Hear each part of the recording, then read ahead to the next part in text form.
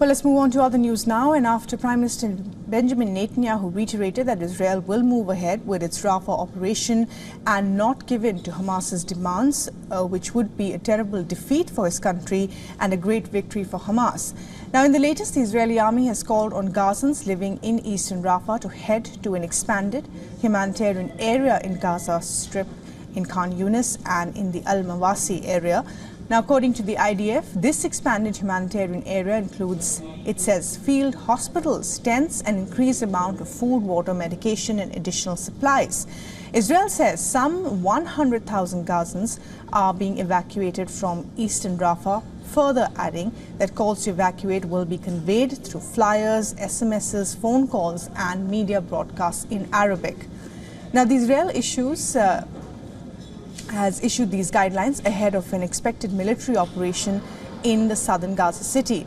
The order comes after a night of intense Israeli bombardment on Rafah, hours after Hamas rockets killed 3 IDF soldiers. Now, according to Hamas health officials, Israel airstrikes killed at least 22 people, including 6 women and 5 children. One of the children was just 5 days old.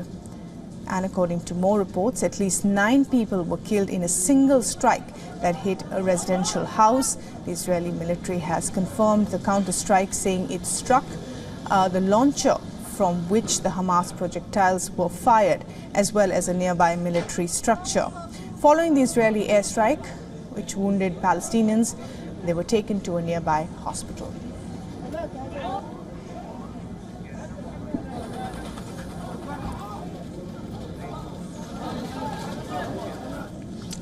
And we're now being joined by Mohammed Najib, who's a journalist, war correspondent, and a security analyst, live from Ramallah. Mohammed Najib, thanks very much indeed for joining us on the broadcast. Tell us a little bit about the ground situation, as Israel has pointed out that they will go through with this Rafah offensive. Where are these people going to go? There are 1.2 million people at the moment in the southern city in Gaza. Where are all of these people going to go? Yes, the situation catastrophic, and there is a deep concern here by the Palestinians in Gaza, as well as by the Palestinian residency, and the Israelis informed the Americans that going to launch a military operation in Rafah, where is 100,000 asked to leave Eastern Rafah, and there's 1.5 million Palestinians there in Rafah who came from the north. The Israelis displaced them from northern Gaza to southern Gaza. So it's a problem, and the Egyptian authorities today closed Rafah crossing by cement blocks to prevent any Palestinians from moving to Egypt, fears of the Israeli military operation. Here, the Palestinian presidency in Ramallah warned of that, and there is the concerns that this will lead for a collective genocide against 1.5 million Palestinians in Rafah. So this is a catastrophic situation, and Hamas also a threat to stop the negotiation with Israel regarding the prisoner swap if the Israelis continues the Rafah operation. The people there on the ground are deeply concerned and don't know what's going to happen. So they suffered for the past 7 months, and now also they are facing the death if this operation happened on the ground, because it's over intensified and crowded Rafah with 1.5 million Palestinians. Right. But also, of course, as you may have just heard, the Israeli side has said that they are setting up field hospitals, they are setting up tents, and there's food and water available in these safe areas that they are creating. How much of that do you think is happening? And, how much of that information is actually percolating down on the ground for these people to see and hear that they can move to these safe zones if they are there? From the past 7 months experience, the Palestinians don't trust the Israeli promises, as sometimes they ask them to move to a safe area and then bombed after that.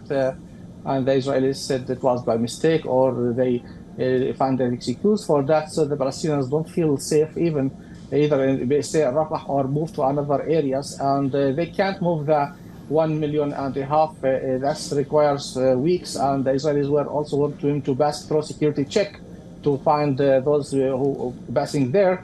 So it would be a problem there. And if the continuous attacks or mutual shooting between Hamas fighters and the Israelis continues, then those civilians will be in the middle of the fire, so they could be killed are injured, and it's a difficult situation for them in this winter season and in this situation where they don't have food or any medical supplies. Right.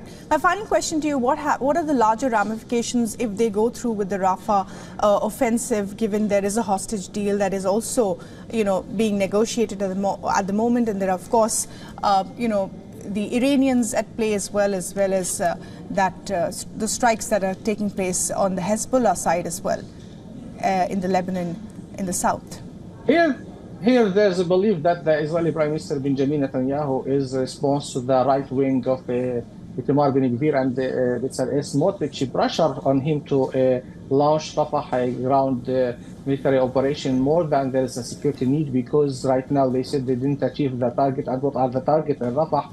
It's overcrowded. There are 1.5 million Palestinians there. They can't conduct a military operation, because this will mean that many casualties among civilians, whatever the IDF does there, and that push the thousands of Palestinians to infiltrate the fence with Egypt and flow to Egyptian side. And the Egyptians also are concerned. The Americans asked the Israelis not to launch a military operation in Rafah. The whole Arab countries, the United Nations, everyone, but the Israeli Prime Minister, since he's pushed or pressured by the right-wing coalition at his government to do this operation, they don't see any security reason for that. It's more than just to respond to them and to pressure Hamas, because the negotiation for the prisoner swap didn't work as he expected and as he wished. Right.